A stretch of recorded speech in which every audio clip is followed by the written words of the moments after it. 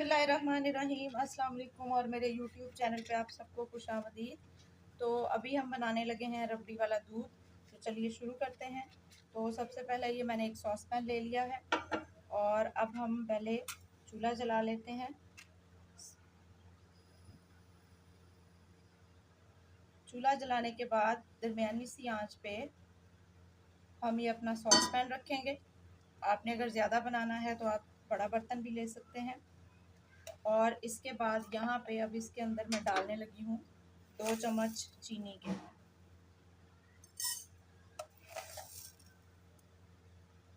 और इसको हमने चूल्हे पे मेल्ट करना है, यानी चीनी को हमने मेल्ट होने देना है।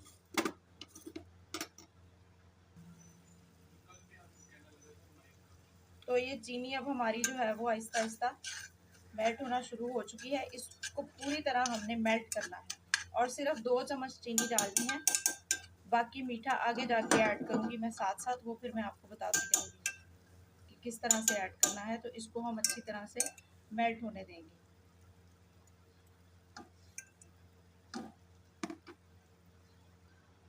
थोड़ा सा इसके अंदर हम पानी डालेंगे ताकि हमारा शीरा जो है वो साथ चिपके नहीं और अच्छी तरह जो है वो चीनी हमारी मेल्ट हो जाए।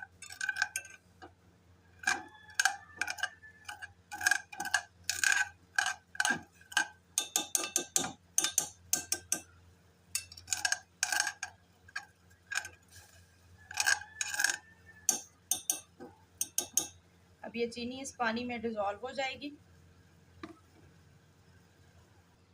तो ये देखें चीनी हमारी मेल्ट हो गई है, शीरा हमारा तैयार हो गया है। अब मैं इसके अंदर 1 लीटर दूध शामिल करने लगी हूँ। दूध आहिस्ता आहिस्ता शामिल करेंगे।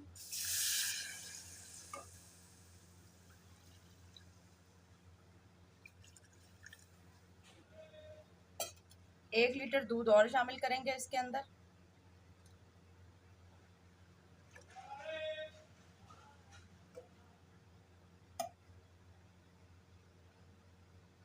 तो जितना आपने बनाना है उस हिसाब से आप इसके अंदर जो है वो दूध ऐड कर सकते हैं। अब हम दूध को जो है वो उबाला आने देंगे। साथ ही यहाँ मेरे पास ये कुछ ड्राई फ्रूट्स हैं जिनमें पिसे हुए बादाम और काजू और अखरोट और पिसी इलायची है। तो ये भी मैं इसके अंदर ही शामिल कर दूँगी।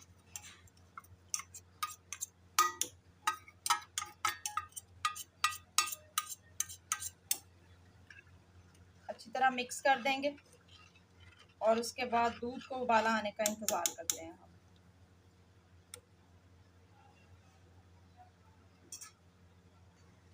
तो जितनी देर में दूध को उबाला आएगा उतनी देर में मैंने ये तुखम मलंगा जो है इसको मैंने पानी में डाल के भिगो दिया है।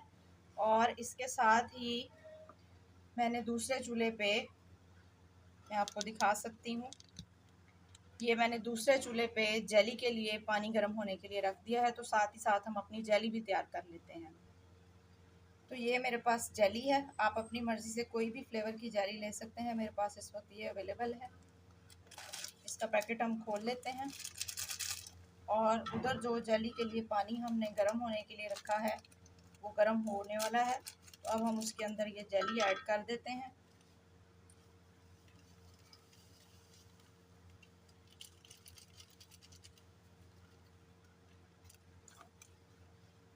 और एक दफ़ा इसको थोड़ा सा हिला देते हैं। इधर आप देख सकते हैं कि हमारा दूध भी जो है उसको भी उबाला आना शुरू हो गया है। आंच थोड़ी सी हल्की कर देंगे ताकि दूध बाहर ना गिरे। जेली को थोड़ा सा मिक्स करेंगे।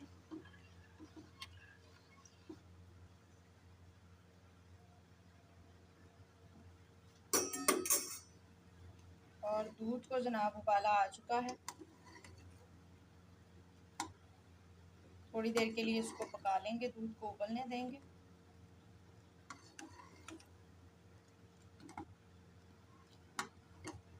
और अब हमने इसके अंदर दूध के अंदर जो चीज़ ऐड करनी है वो मैं आपको दिखाती हूँ। मीठे के लिए ये जो बाज़ार में जो रबड़ी मिलती है वो किस तरह से तैयार होती है, ये वही रेसिपी आपके साथ में शेयर करने लगी हूँ।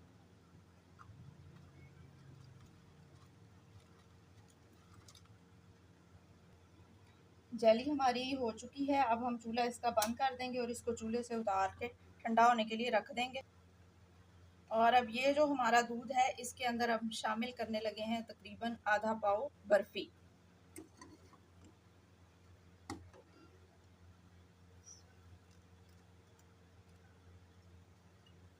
इसीलिए मैंने चीनी सिर्फ 2 चम्मच शामिल की थी, क्योंकि बर्फ़ी से इसका मीठा हम पूरा कर लेंगे।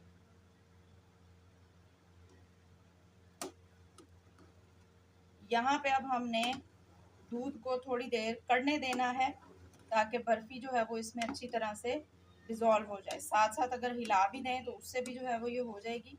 देखें, बल्कि ये इतनी सॉफ्ट और नरम बर्फ़ी थी, बिल्कुल फ्रेश। ये मैंने केक्स एंड बेक से ली थी, तो उनकी आइटम्स बहुत अच्छी होती हैं।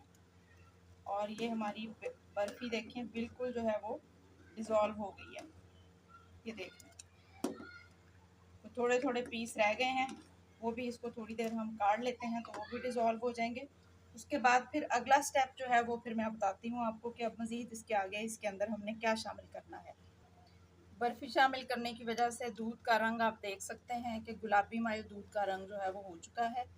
तो अब हम इसके अंदर शामिल करेंगे आधा कप दूध में 2 चम्मच कस्टर्ड पाउडर, जो है वनीला कस्टर्ड। वनीला कस्टर्ड आपने इसके अंदर शामिल करना है। तो वो मैं इसके अंदर अभी शामिल करती हूँ। आंच हल्की कर लेंगे ताकि दूध जो है वो बाहर ना गिरे।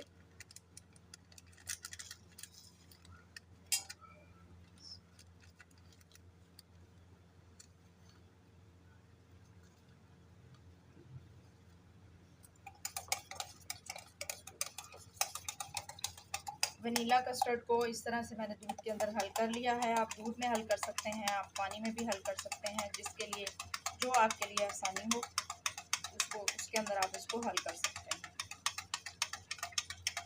तो जितनी देर में दूध हमारा कड़ रहा है उतनी देर में हम अपना ये दूध के अंदर कस्टर्ड मिक्स कर लेते हैं।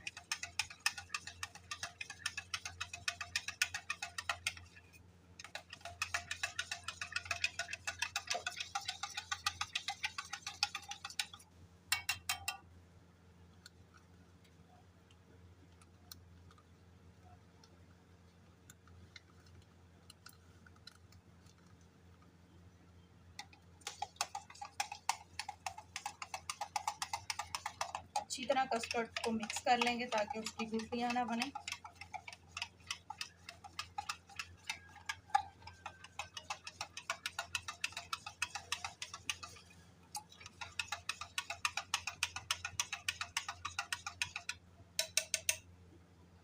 और अब इसको आहिस्ता आहिस्ता करके दूध के अंदर डालते जाएंगे।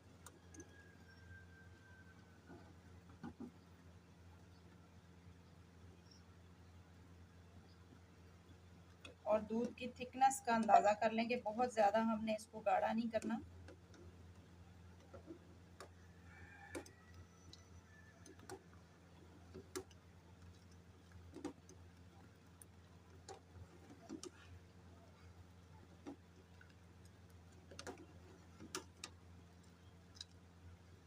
थोड़ा सा कस्टर्ड वाला दूध और शामिल कर देंगे।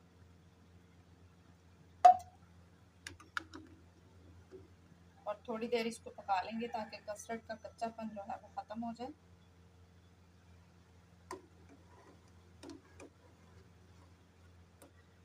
तो ये देखें, हमारा रबड़ी वाला दूध तकरीबन तैयार है। इसको थोड़ी देर हम और पकाएंगे ताकि कस्टर्ड का कच्चापन बिल्कुल ख़त्म हो जाए।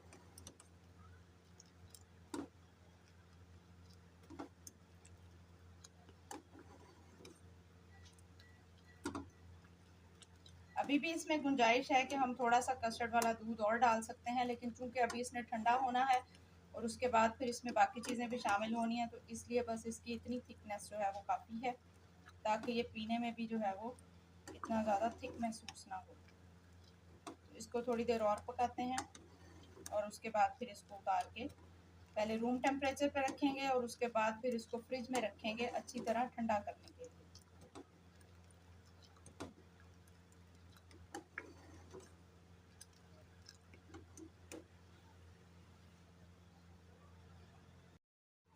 तो تو یہ دیکھیں دودھ ہمارا اچھی طرح جو ہے وہ ابل چکا ہے، پک چکا ہے، اور کسٹرڈ کا بھی جو ہے وہ ایلیمنٹ تھا وہ بھی ٹھیک طرح سے پک چکا ہے، گاڑھا ہو چکا ہے یہ۔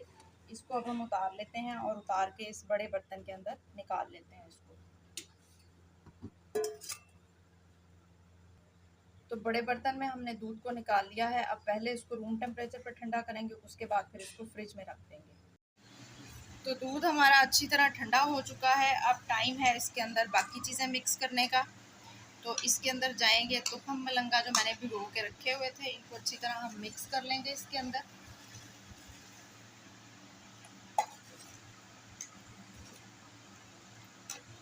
تھوڑا سا اس کو ہلا لیں گے تاکہ تخم ملنگا اس سارے دودھ کے اندر اچھی طرح مکس ہو جائیں۔ اور آپ دودھ کی کنسسٹنسی اور اس کا گاڑھا پن چیک کر سکتے ہیں کہ یہ بالکل ویسے ہی ہے جیسے آپ کو بازار میں ربڑی والا دودھ ملتا ہے۔ یہ دیکھیں اتنی ہی تھکنیس ہے اور بالکل ایسے ہی ہے۔ تو آپ تھوڑی سی خود محنت کر کے گھر پہ خود اچھا اور صاف ستھرا یہ دودھ جو ہے وہ بنا سکتے ہیں۔ اب ٹائم ہے جناب اس کی اسمبلنس کا۔ تخم ملنگا ہم نے اس میں شامل کر لی ہے۔ اب ہمارے پاس ہے جیلی، تو گلاس میں پہلے ہم جیلی ڈالیں گے۔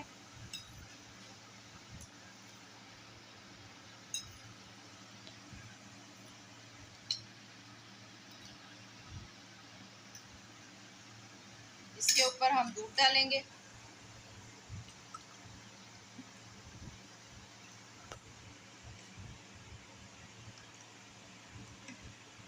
اور مزید اس کے اوپر آپ جیلی اس طرح سے ڈال سکتے ہیں۔ تو یہ دیکھیں ہمارا کتنا خوبصورت گلاس جو ہے وہ تیار ہو چکا ہے۔ تو اگر آپ کو میری یہ ریسپی اور یہ ویڈیو پسند آئی ہو تو پلیز میری ویڈیو کو لائک کریں اور میرے چینل کو سبسکرائب کریں۔ ملتے ہیں ایک اور اچھی اور نئی ریسپی کے ساتھ۔ اپنا بہت سارا خیال رکھیے گا۔ اللہ حافظ۔